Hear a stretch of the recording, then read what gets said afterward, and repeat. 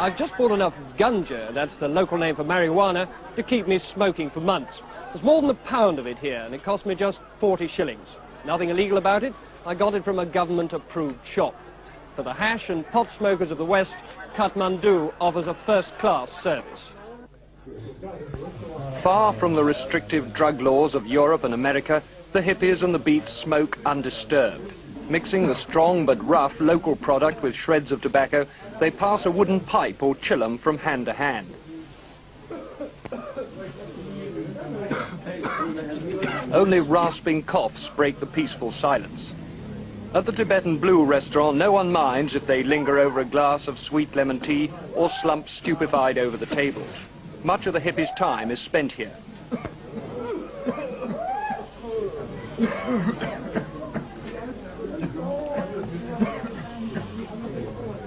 Once or twice a day, they emerge gingerly into the narrow streets to clear their heads and visit the temples to be found all over the old city.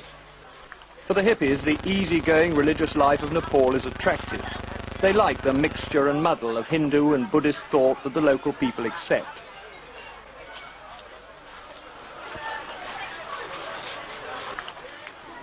Colour, ceremony and music is what the simple-minded hippies love. Without worrying too much about the significance of what they practice, they enjoy spinning the prayer wheels and ringing the temple bells on their daily tours of the holy places.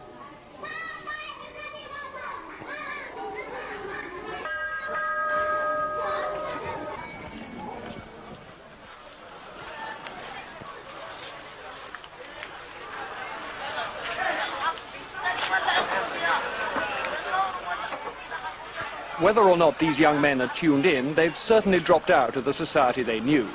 Sven was a Swedish college student. Mike, a motor mechanic from South London. Chris, a graduate who'd just finished a course in criminology at Cambridge. Together, they've quietly rejected the practical Western world and seem not at all sure that they'll ever want to return. Driven from Istanbul by an increasingly irate police force, hurried on their way by the authorities in Delhi, the hippies sink gratefully into the slow, comfortable tolerance of Kathmandu.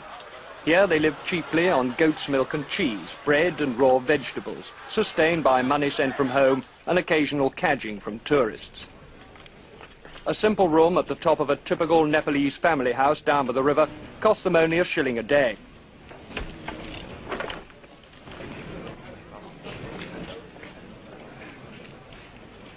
The hippies don't need much to make them happy. They're not worrying about tomorrow.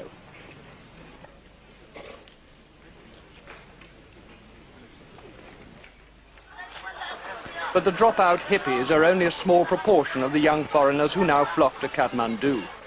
Their base, from which they set off on energetic mountain treks or cycle expeditions, is the camp hotel and restaurant, no more pretentious than the Tibetan Blue, but considerably cleaner. Its owner, Ravi Chawla, offers cheap but good food to these world travellers, served with great efficiency by his 12-year-old head waiter, Karma. The clientele is mixed. American ex-soldiers from Vietnam, black power leaders on their way to train as guerrillas in communist China, British emigrants to New Zealand, and climbing enthusiasts from Germany. Ravi admits to some surprise at the camp's success, particularly in view of the fact that he doesn't allow visitors to smoke pot. You see, the thing is, I have opened this place for travelers, not for the hippie type who want to come to Kathmandu just to smoke. And even that, the percentage of people who come to Kathmandu just to smoke is very, very small.